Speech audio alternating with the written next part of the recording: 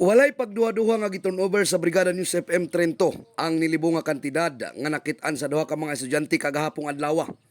Giila ang duha ka mga estudyante nga mao si Maria Acaricay nga taga Pulang Lupa o Brinson Dabatos nga taga Barangay San Roque nga parehong estudyante sa usa ka tulunghaan dinhi sa lungsod sa Trento. Sumala pa ni Brinson nga naagat sila sa pag-uli sa mong kantidad, gumikan nga dili lalim ang mawada og kwarta.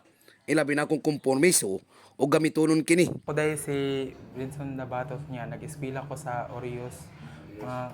Nakita na mo siya sa kuan, pauli nami, pa terminal sa ng motor niya. Samtang gakaon mi kay nami nakitaan kwarta kilid sa balay at mga anang hanger bin o moto. Decided naka-decide din mi nga iuli na mo kay basin na ay kinahanglan ang nawalaan ani. Gipadayag usab ni Amaricay nga karong panahona ana nagapabilin ang kalisod ug sa iyang pangidaron iyang gihuna-huna nga basin aduna importante nga gamitonon sa tag-iya rason nga ila kining nahuna-hunaan nga isalig ug iuli dinhi sa Brigada News FM. Siya yung nakakita, then nag-ingon siya nga, amo na lang iuli kay basig.